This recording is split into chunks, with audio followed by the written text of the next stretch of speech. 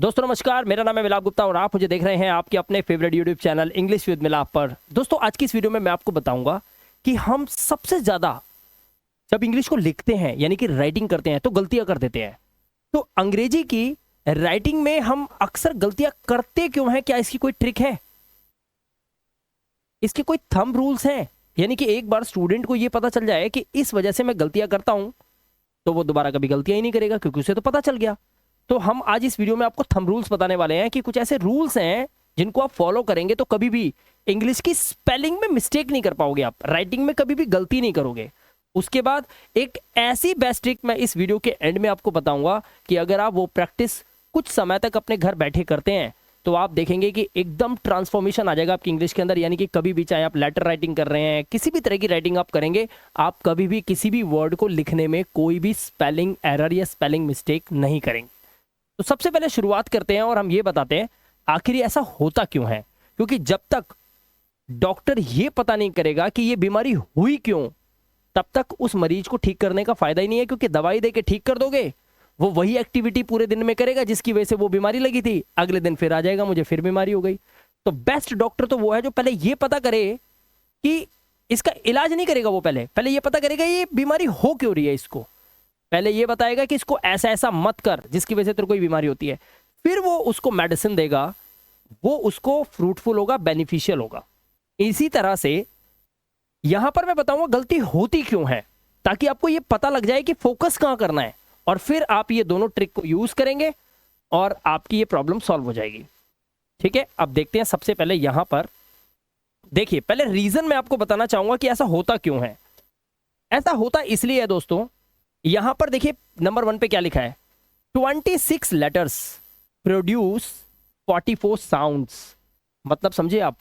मतलब ये कि अगर हिंदी का लिखा है या खा लिखा है या फिर हिंदी का गा लिखा है तो ये का ही रहेगा, इसका कोई और उच्चारण नहीं होता। अगर मैं बोलूंगा का तो आप लिख दोगे के, अगर मैं लिखूंगा खा तो आप लिख दोगे के एच, अगर मैं लिखूंगा गा तो आप लिख दोगे जी। ठीक है, लेकिन अंग्रेजी के अंदर ऐसा नहीं होता। अंग्रेजी के अंदर 26 तो लेटर हैं और इनकी जो आवाजें हैं वो 44 तरह की निकलती है। तो डिफरेंस तो आया ना भाई, 26 लेटर हैं तो 26 ही साउंड होने चाहिए थे। साउंड्स हो गए 44 और लेटर्स हैं 26। यानी कि कुछ लेटर्स ऐसे हैं जो घपला कर रहे हैं, जो चेंजेस करते हैं।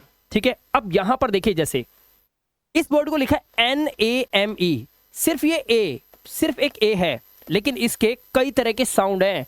देखो 26 लेटर्स है टोटल, ए से लेकर जेड तक। मैं सिर्फ ए के बारे में बता रहा हूं, ये कितना बड़ा प्रॉब्लम क्रिएट करता है। देखो यहां पर इसे हम पढ़ रहे हैं नेम, हमने क्या बोला? नेम। ध्यान से देखना, हमने इसे पढ़ा नेम, तो यहां पर ये ए की मात्रा आई, नेम। अब इसे देखो, यहां इसे क्या पढ़ेंगे? इसे पढ़ते हैं आफ्टर। आफ्टर क्या पढ़ेंगे? आफ्टर। और यहां पे आ की आवाज, इसी ए की, इस ए की बता रहा हूं, देख लो ध्यान से। उसके बाद यहां पे ए के बाद डबल एल, HALL, इसे क्या पढ़ते हैं? इसे पढ़ते हैं हॉल। अब यहां पर देखो, यहां पे आवाज क्या आ रही है? आवाज आ रही है ओ की, ओ की आवाज। ठीक है, अब देखो यहां पर ये क्या लिखा है? MAN। जब दो कॉन्सोनेंट के बीच में ए होता है तो आवाज आती है ए की, तो इसे पढ़ते हैं मैन। क्या पढ़ते हैं? मैन। यहां पे ए की आवाज आती है।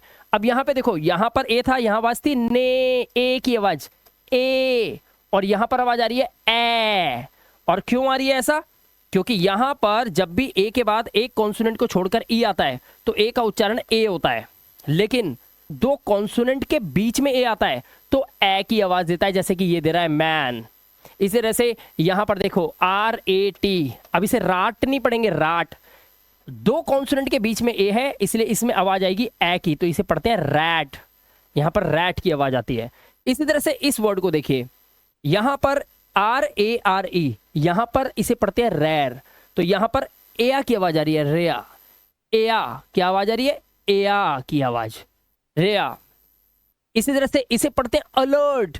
अब इसमें जैसे इसे पढ़ रहे थे आफ्टर, तो इसे अलर्ट नहीं पढ़ते, इसे पढ़ते हैं अलर्ट, अलर्ट। और इस अलर्ट में सिर्फ अ की आवाज। तो सिर्फ ए लेटर के इतने सारे साउंड्स होते हैं, तो आप सोच के देखिए कि 26 लेटर्स तभी तो बना रहे हैं 44 साउंड्स। अब यहां पर एक एग्जांपल में देखो ओ का, देखो अब ओ के एग्जांपल देखो, इसी वजह से आप गलतियां करते हो। COW, मैं आपको बोलता हूं काव लिखो, काव, आप हो सकता है काव ऐसे लिख दो, काव, या फिर आप ऐसे लिख दो काव, ठीक है, काव, और लग भी रहा है बहुत अच्छा, CAW, CA का, और W ओ काव, लेकिन काव की स्पेलिंग में होता है COW, और ये आप जानते हैं। अगर मैं आपसे कहूं कि OW से बना आओ, तो फिर ये होना चाहिए WOW, वाओ, जी हाँ ये वाओ है, तो OW से बना हमारा आओ।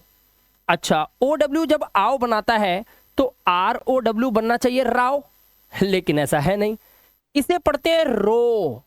यहां पे OW का साउंड आ रहा है ओ की मात्रा वाला ओ, उस तरह से जैसे ये BOW, बो, रो माने होता है कतार, और बो माने धनुष। अब जैसे OW से बना ओ, RO रो, BOW बो, तो हमें लगता है कि OW से ही ओ बनेगा, तो ऐसा भी नहीं है। यहां पर देखो TOE, इसको पढ़ते हैं टो। अब यहां पे OE मिलकर बना दिया ओ की मात्रा वाला ओ, तो OW से भी ओ, रो, बो, और ये भी टो, तो OE से भी ओ की आवाज। अच्छा, अगर हम सोचे कि OW या OE से ओ की आवाज आएगी, तो ऐसा भी नहीं है, यहां पर सिर्फ ओ लगा हुआ है और इसे पढ़ते हैं सो, यहां पे भी ओ की मात्रा सिर्फ ओ से। अच्छा, जब सोचा हमने कि SO सो होता है, तो TO टो होना चाहिए, नहीं, ये होता है टू, ये क्या होता है, ये होता है टू, यहां पे ऊ की मात्रा आ रही है, आप देख सकते हो, यहां पे ऊ की मात्रा आ रही है, छोटे ऊ की मात्रा शॉर्ट वाउल साउंड में टू। लेकिन जब डबल ओ आया तो ये बड़ा ऊ बन गया और ये हो गया टू, क्या हो गया, टू। लेकिन जब सोचा कि डबल ओ लगने से बड़ा ऊ आता है, तो पता चला कि W और O ये भी टू ही होता है, ठीक है। अब जब डबल ओ लगने से ऊ यानी कि बड़ा ऊ की आवाज आ रही है, लॉन्ग वाउल साउंड आ रहा है टू, तो उस हिसाब से यहां पर ये होना चाहिए टूक, टूक, लेकिन ये होता है टा, टा पे छोटे ऊ की मात्रा और का यानी कि छोटा ऊ, और इसे पढ़ते हैं टुक, और यहीं से प्रॉब्लम्स क्रिएट होती है और यहीं से बच्चा कंफ्यूज होता है, वो सर ये नहीं पता चलता कि मैं स्पेलिंग में एरर कर कहां रहा हूं, कैसे पता लगाएगा वो। तो क्या इसके कोई सर्टेन रूल्स होते हैं? जी हाँ दोस्तों, बिल्कुल होते हैं। इस वीडियो को पूरा एंड तक देखो, मैं आज आपको सारी ट्रिक बताने वाला हूं। कभी भी आप किसी भी स्पेलिंग में मिस्टेक नहीं करने वाले इस वीडियो को पूरा देखने के बाद। और वीडियो के एंड में आपको यह भी बताऊंगा कि ऐसा समाधान जिसको एक बार आपने घर बैठे आपने कुछ दिन अप्लाई कर लिया, तो जिंदगी में कभी भी आपको राइटिंग में प्रॉब्लम नहीं आएगी, स्पेलिंग में मिस्टेक नहीं करोगे आप। अब जैसे हिंदी में ले लो, हिंदी में अगर मुझे लिखना है कखन, चखन, मखन, लखन, तो ये हिंदी में बिल्कुल एग्जैक्ट ऐसे ही लिख दूंगा, उसमें कोई भी लेटर साइलेंट नहीं होता, हिंदी का कोई भी अक्षर साइलेंट नहीं होता, वहां ऐसा कुछ है ही नहीं। बट अंग्रेजी के अंदर, इंग्लिश के अंदर कई ऐसे लेटर्स होते हैं जो साइलेंट होते हैं, मतलब जब आप उसका साउंड बोलोगे ना, प्रोनाउंस करोगे उस वर्ड को, तो आपको वहां सुनाई नहीं देंगे, लेकिन जब आप उसकी स्पेलिंग करोगे तो वहां पर उसे लिखा जाता है। एग्जाम्पल आपके सामने है, देखिए खुद। जैसे यहां पे लिखा है HOUR, अब इसे ह नहीं पढ़ेंगे, H से हा होता है, इसे पढ़ेंगे आवर, क्योंकि O से पहले आया हुआ H साइलेंट होता है। जैसे कि यहां पर एक वर्ड है ईमानदार को हम बोलते हैं HONEST, ऑनेस्ट, यहां पर O से पहले आया H साइलेंट। इसी तरह से PALM, अब इसे पालम नहीं पढ़ते क्योंकि M से पहले आया L साइलेंट होता है, तो इसे पढ़ते हैं पाम। इसी तरह से CALM, शांत रहने के लिए हम बोलते हैं काम, तो M से पहले आया L साइलेंट होता है, ये रूल्स हैं। इसी तरह से यहां पर इसे पढ़ते हैं लिसन, क्योंकि यहां पर T साइलेंट होता है। इसी तरह से इसको हम डाउट पढ़ते हैं, डाउट, इसका B साइलेंट होता है। और यहां पर इसे हम कंघे को, जो बालों से बाल काटते हो आप, कंघे को हम कभी भी कॉम ब नहीं बोलते, इसे बोलते हैं कॉम। और इसी तरह से BOMB, इसको आप बॉम्ब ब नहीं बोलते, इसे बोलते हैं बॉम्ब, ठीक है। तो यहां पर इंग्लिश के कुछ रूल्स हैं। तो यहां पर आपने रीजन देखा कि क्यों हम गलतियां करते हैं अंग्रेजी के अंदर, स्पेलिंग मिस्टेक्स क्यों होती हैं हमसे, हम क्यों नहीं इंग्लिश के वर्ड्स को जल्द से जल्द याद कर लेते, क्योंकि हमें ये रूल्स नहीं आते। अब आगे लेके चलता हूं आपको, यहां पर आप ध्यान से देखिए, थंब रूल्स आपको बताने वाला हूं आज, और इन रूल्स को आपको समझ लेना है, चाहे तो नोट डाउन कर लीजिए आप। देखो, पहले नंबर का रूल क्या कहता है? यहां पे लिखा है use, shine, bite, move, give और टेक। और मैं आपको पहले बता दूं कि ये सब होती हैं वर्ब्स, इनको बोलते हैं क्रियाएं। चलना, उठना, भागना, दौड़ना, खाना, पीना, खेलना, सब्जेक्ट जो कोई काम करता है, ये मैं अपनी वीडियोस में बताता हूं बच्चों को। यूज मतलब होता है इस्तेमाल करना, शाइन मतलब चमकना, बाइट मतलब काटना, मूव मतलब मुड़ना, गिव मतलब देना, टेक मतलब लेना। ये सब क्रियाएं हैं जो डेली हम करते रहते हैं। जब ऐसे वर्ड्स या ऐसी वर्ब्स आप देखते हैं जिनके लास्ट में ई होता है, अगर आप गौर करें तो इन सब के लास्ट में आपको ई दिखाई दे रहा है। एक ई मतलब सिंगल ई दिखाई दे रहा है आपको। क्या दिखाई दे रहा है? सिंगल ई दिखाई दे रहा है आपको, ठीक है। ऐसे केस में जब इनमें आप आईएनजी लगाते हैं, यानी कि वर्ब की फोर्थ फॉर्म बनाते हैं आईएनजी लगाकर, तब आपको इन सभी ई को रिमूव करना होता है, तब आप ई लगाते हैं। ये बात आप समझ लो। यहां पर using, shining, biting, moving, giving और टेकिंग, इनको आप देख सकते हो। Using, shining, biting, moving, giving और टेकिंग, यहां पे इसको हिंदी में पढ़ भी सकते हो, ठीक है। ये था रूल नंबर 1। अब चलते हैं आगे। अब देखो, अब रूल ये कहता है कि जब कोई ऐसी वर्ब मिले, क्रिया मिले, जिसके लास्ट में 2 ई हो, डबल ई, क्या बोलते हैं?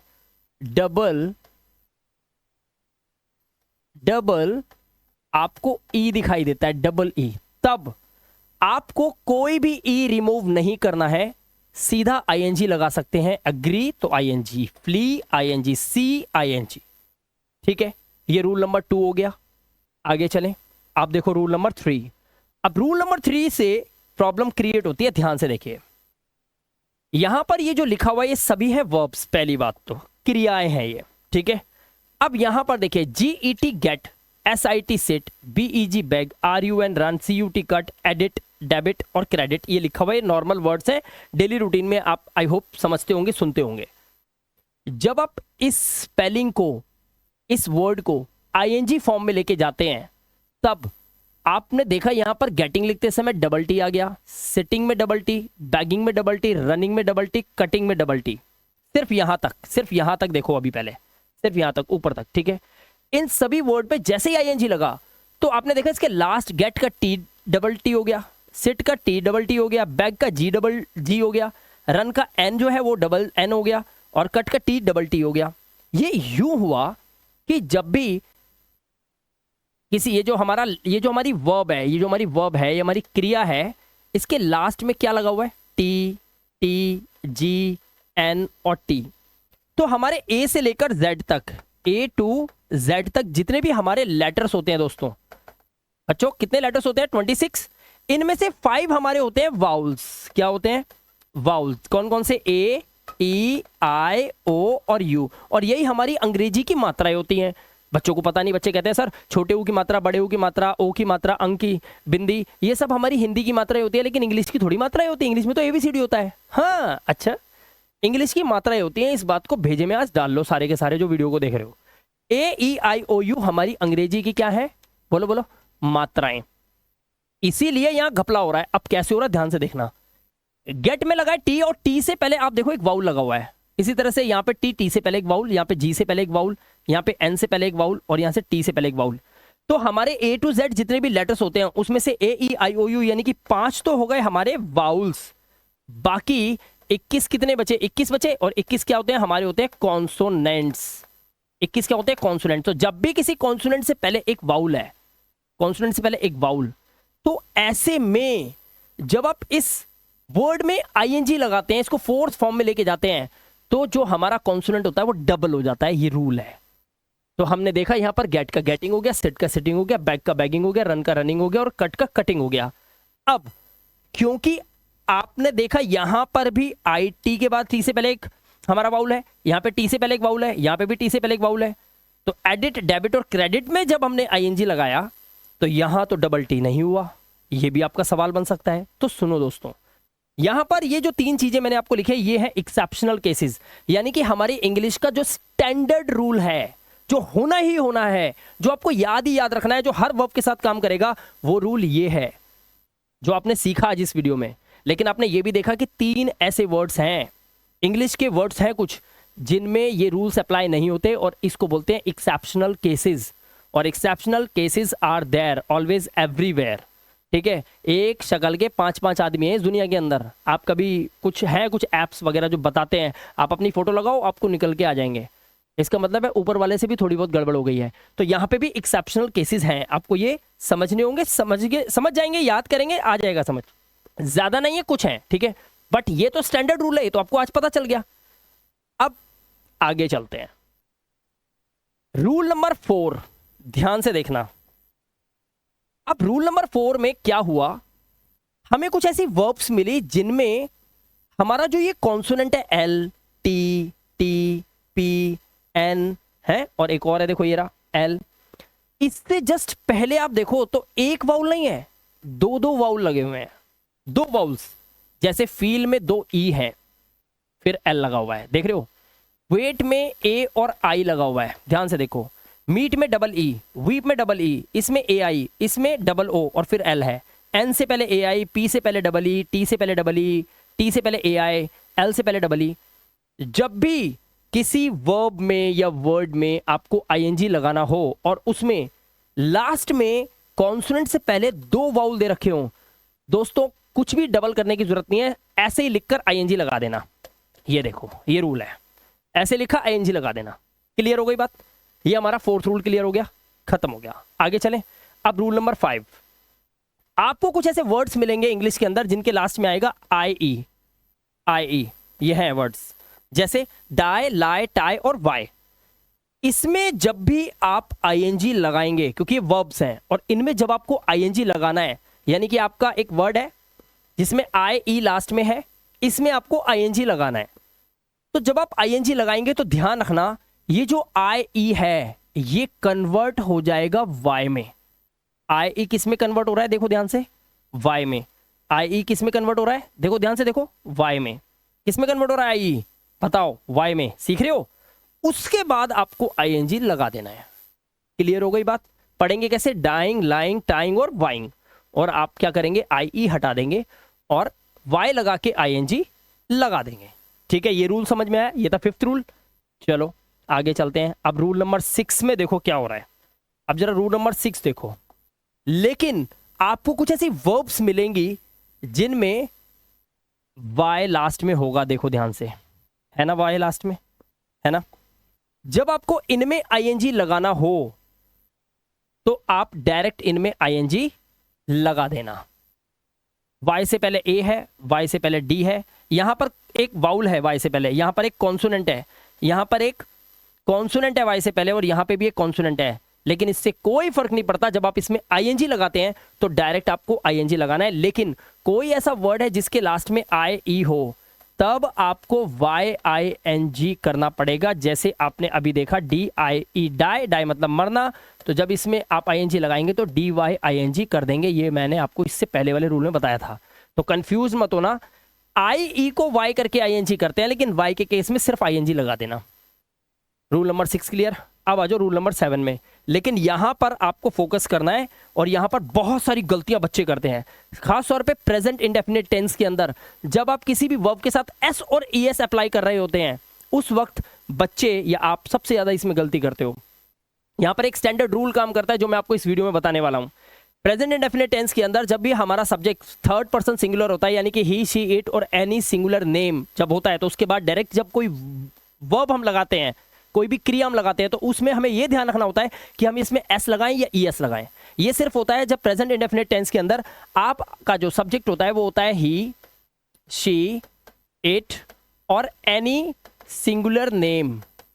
एनी सिंगुलर नेम जब होता है तब आपको ये रूल ध्यान रखना होता है। देखिए इन सभी वर्ब्स को बड़े ध्यान से आप देखिए, इन वर्ब्स में आपको क्या दिखाई दे रहा है, ध्यान से देखिए, ध्यान से देखिए। वाई से पहले अगर आपका वाउल है तो, अगर वाई से पहले वाउल है तो एक ये रूल, और अगर आपका वाई से पहले कोई कॉन्सोनेंट है तो आपको क्या करना है।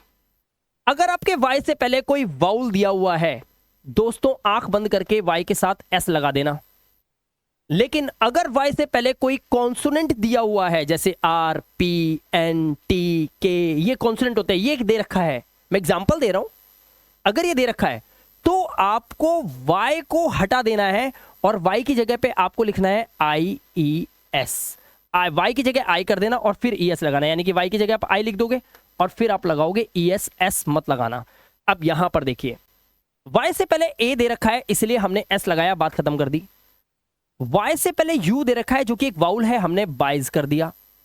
y से पहले e दे रखा है तो हमने y के साथ s लगा दिया और हो गया हमारा play plays, buy buys, obey obeys. But अब यहां पर देखो क्या हुआ, यहां पर वर्ड लिखा है स्टडी जिसका मतलब होता है पढ़ाई करना और y से पहले d है, और यहां पे लिखा हुआ है ट्राई, y से पहले t है, और यहां लिखा है क्राई, y से पहले r है। ठीक है, अब यहां पर जब हमने s लगाने की कोशिश करी तो हमसे गड़बड़ हो गई, क्योंकि हम स्टडीज में ऐसे s नहीं लगा सकते दोस्तों, क्योंकि y से पहले क्या है हमारा कॉन्सोनेंट है। तो अब हमें IES लगाना पड़ेगा और y को हटाना पड़ेगा। तो जब आप स्टडी को लिखेंगे वहां पर तो y हटा दोगे और उसके बाद आप IES लिखोगे, जैसे वहां लिखा हुआ है। ट्राई का y हटाओ और लिखो IES, क्राई का y हटाओ लिखो IES। और ऐसा हमने क्यों करा, क्योंकि हमारे y से पहले एक कॉन्सोनेंट दिया हुआ है। ठीक है, ये बात समझ आई। लेकिन अब सवाल यह आया कि जब हमने वर्ब के साथ SES लगा के देखा, तो जब हम कई वर्ब्स के अंदर ED लगाते हैं फॉर्म बदलने के लिए, यानी कि वर्ब की सेकंड या थर्ड फॉर्म लिख रहे होते हैं, तब क्या करना होता है, ध्यान से देखिए। प्ले को आपने कर दिया प्लेड, यानी कि ED लगा दिया। इसी तरह से ओबे, ओबे को आपने ओबेड कर दिया, ED लगा दिया। बाकी स्टडी, ट्राई और क्राई, क्योंकि इनसे पहले y से पहले क्या है, एक कॉन्सोनेंट है, तो इसमें सेम यही रूल रखना है, बस s की जगह पर आप d लगा देते हैं तो यह वर्ब की थर्ड फॉर्म बन जाती है। ठीक है, ट्राई, ट्राइड, ट्राइड सेकंड और third form, cry, cried, cried, और स्टडी, स्टडीड, स्टडीड हो जाती है। ऊपर वाले तीन के अंदर, इस तीन में आप क्या देख रहे हैं कि y से पहले एक हमारा वाउल है तो हमने यहां पर ED लगाया, यहां पर ओबे है, y से पहले एक वाउल है तो हमने यहां पे ओबेड कर दिया। बट आपने देखा होगा यहां पर बाय के अंदर BUY, इसमें भी तो y से पहले एक वाउल है, तो हम यहां पर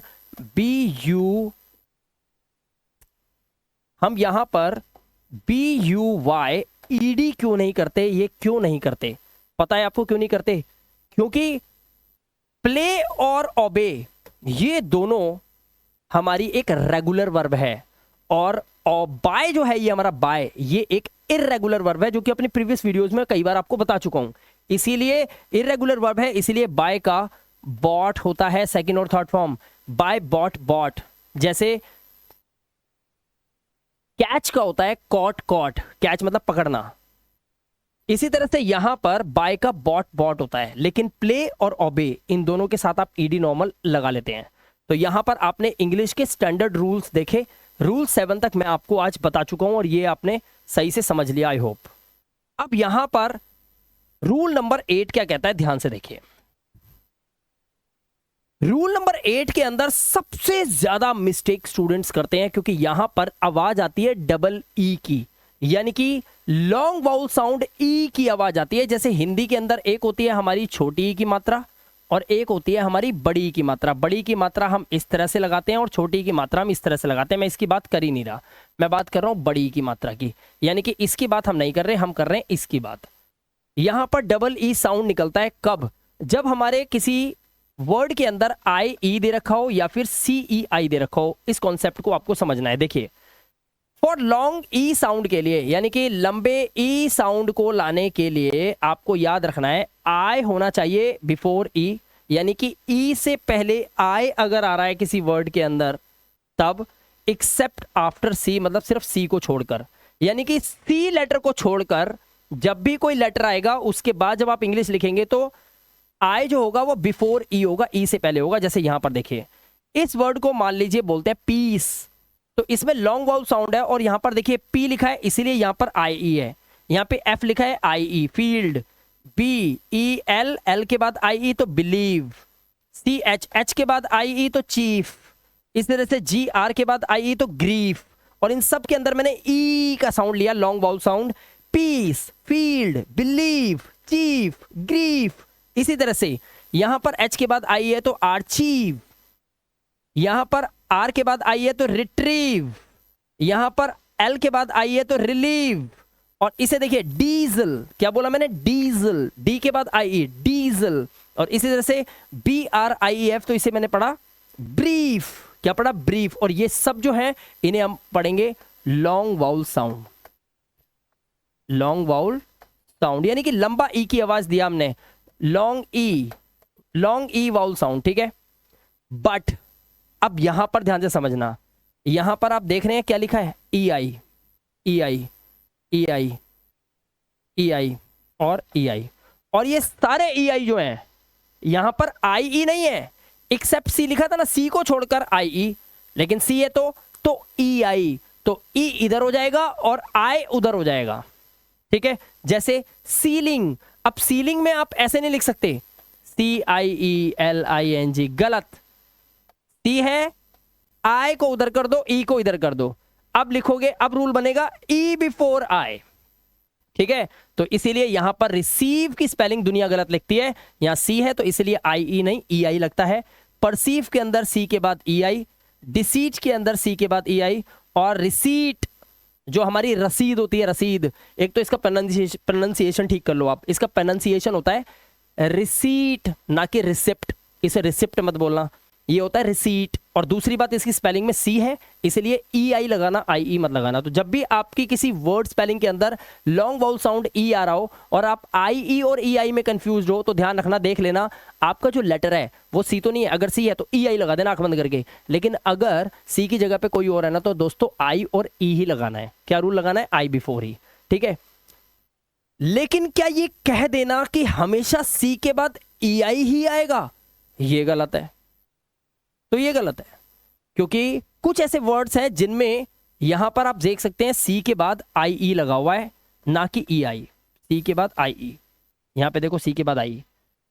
बट ये सभी वर्ड्स के अंदर लॉन्ग ई वाउल साउंड नहीं है। यानी कि अगर आपकी मैडम आपको बोल रही है बेटे लिखो रिसीट, तो वो उसे रिसीट बोलना पड़ेगा, वो रिसिट नहीं बोलेगी, रिसिट लिखो रिसिट, तो फिर मैडम गलत है, वो स्कूल गलत है, प्रोनाउंसिएशन मैडम को नहीं आता, बच्चे का वो सत्यानाश मारेगी, वो बच्चे का सत्यानाश कर देगी। उसे रिसीट बोलना पड़ेगा, लॉन्ग वाउल साउंड देना पड़ेगा, तभी बच्चा उसको सही से लिखेगा, ठीक है। तो इसीलिए मैं आपको बताता हूं कि एक स्कूल भी अच्छे से सिलेक्ट करना है जहां पे अच्छी शिक्षा बच्चों को दी जा रही हो, छोटी छोटी बातों का ध्यान रखा जा रहा हो। कई बार हमारे समाज में ऊपर से ही व्यवस्था खराब होती है, नीचे से होती ही रहेगी फिर खराब, तो जड़ें ही बेकार होंगी तो गड़बड़ होगी, ध्यान रखना, फल बेकार आएंगे। इसीलिए टीचर भी अच्छा होना चाहिए। अब देखिए यहां पर हम देखेंगे लॉन्ग वाउल साउंड नहीं है, यहां पे शॉर्ट वाउल साउंड है। देख, इसे पढ़ते हैं हम एफिशिएंसी। अब यहां पे आवाज क्या आ रही है? एफिशिएंसी, ए की आवाज है, ए शिएंसी, ए की आवाज। यहां पे लिखा है साइंटिस्ट, साई, आई की आवाज, आई की, ई की आवाज नहीं है, देख लो, साइंटिस्ट। और यहां पे देखिए डेफिशिएंसी, शिएंसी, ए की आवाज, डेफिशिएंसी, ए। यहां पे लिखा है प्रोफिशिएंट, प्रोफिशिएंट, ए की आवाज, शेयर, ए, शिएंट। तो यहां पर सी के साथ आई ई इसलिए लगा हुआ है क्योंकि यहां पे लॉन्ग ई वाउल साउंड नहीं है, ई की आवाज है या फिर आई की आवाज है। आई होप इस वीडियो के अंदर ऑलमोस्ट मैंने आपको वो सभी गलतियां बता दी है, तो जेन्युइनली बता दी है जो कि हर एक बच्चा इंग्लिश के अंदर राइटिंग में करता है, स्पेलिंग मिस्टेक्स आप करते हो। अगर आप इन 8 रूलों को, 8 रूल्स को, 8 रूल्स, 8 नियमों को सही से फॉलो कर लें, तो मैं लिख कर दे सकता हूं कि आपकी इंग्लिश में बहुत जल्दी बहुत अच्छा निखार आ जाएगा और आप भी कभी भी राइटिंग में गलती नहीं करोगे। इसके अलावा एक टिप जो फ्री में मैं आपको देने वाला हूं, जो फाइनल रेजोल्यूशन है कि किस तरह से आप इस तरह से सीख जाओ इंग्लिश और कभी दोबारा गलती आपसे ना हो, तो उसके लिए आपको एक काम करना पड़ेगा। देखिए किसी भी वर्ड को ना, आज आप इस वीडियो को देखा, आपने कई सारे वर्ड देखे, लेकिन आप इसे 3 बार देखोगे, 4 बार देखोगे, उसके बाद क्योंकि आपके ये यूज में नहीं है, आपके डेली रूटीन में नहीं है, तो आप इनको भूल जाओगे, या फिर कहीं ना कहीं आपको ऐसा फील होगा कि यार पढ़ा तो था लेकिन अभी समझ में नहीं आ रहा। दोस्तों किसी भी चीज को जब आप अपना बनाते हो ना, तो उसको आपको एक्सेप्ट करना पड़ता है। एक्सेप्ट मतलब स्वीकार करना पड़ता है। तो जब आप किसी एक चीज की लगातार प्रैक्टिस करते हैं कंसिस्टेंसी के साथ, कंसिस्टेंसी का मतलब होता है निरंतरता, मेरी हिंदी ज्यादा अच्छी नहीं है, निरंतरता, कंसिस्टेंसी के साथ जब आप काम करते हैं, जब आप लगातार किसी एक चीज पे काम करते हैं, लगातार फोकस करते हैं, लगातार किसी एक काम को बार बार रिपीटेडली करते हैं, तब आपको रिजल्ट्स देखने के लिए मिलते हैं। तो अगर आपको चाहिए कि आपको ये हमेशा के लिए याद हो जाए, आप कभी भी गलती ना करें, तो एक टिप मेरी तरफ से फ्री ऑफ कॉस्ट आपको दे रहा हूं।